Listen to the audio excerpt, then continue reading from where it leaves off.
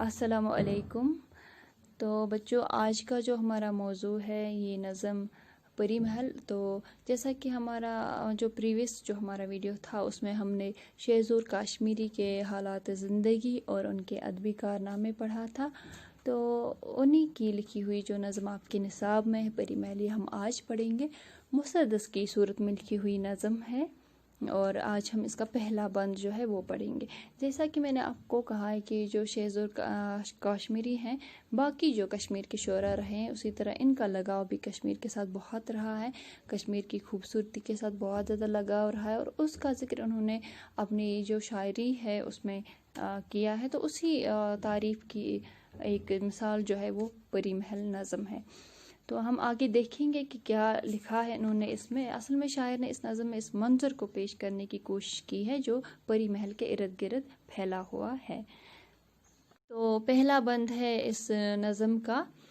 याद है वो वादी कश्मीर की फसले बहार, जब जुनू अंगेज था रक्स व सरोद जोए बार।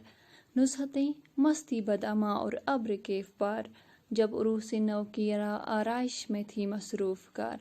जब फिज़ा में रंग भरते थे गुलों के कहकहे, हर तरफ नूर आफरीं थे बुलबुलों के चहचहे। तो कैसे तारीफ़ करते हैं इस बंद में शेरज़ुर काश्मीरी, कश्मीर की तारीफ़ कैसे करते हैं। लिखते हैं, याद है वो वादी कश्मीर की फसल बहार, जब जुनू अंगेज़ था रक्स व सरूद जोए बार। यानी मुझे वादी कश्मीर का वो मौसम, बहार का जो मौसम, फसल बहार यानी बहार का वो मौसम इस ऐसे याद है कि जब वो जो जोए बार होता है पानी की नहरें, जब पानी की नहरें ऐसा सरूद छेड़ती थी, ऐसा नगमा छेड़ती थी कि इंसान पे दीवानगी तारी होती। जुनू अंगेज यानी जो जुनू पैदा करने वाला हो, वो ऐसा जुनू पैदा करने वाला होता था। वो सरूद उसका, उन लहरों का वो सरूद, वो नगमे उनका, नगमा उनका, तो इंसान पे जुनू तारी हो जाता था, इंसान पे मस्ती तारी हो जाती थी। वो फसले बहार की वो खूबसूरती देख के, नहरों का वो सरूद देख के इंसान पे मस्ती तारी हो जाती थी।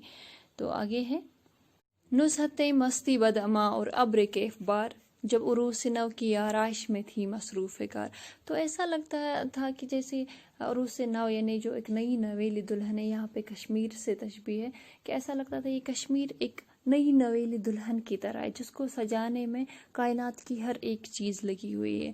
जैसे कि अब्र के बार यानी जो नशा बरसाने वाला पानी है, इसने अपने दामन में एक पाकीज़गी को छुपा के, पाकीज़गी को समेटते हुए इस दुल्हन की सजावट में, इस दुल्हन की आराइश में खुद को मसरूफ़ किया है हुआ है, खुद को मशगूल किया हुआ है।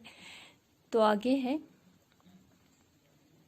जब फ़ज़ा में रंग बरते थे गुलों के कहकहे, हर तरफ नूर आफरीं थे बुलबुलों के चहचहे।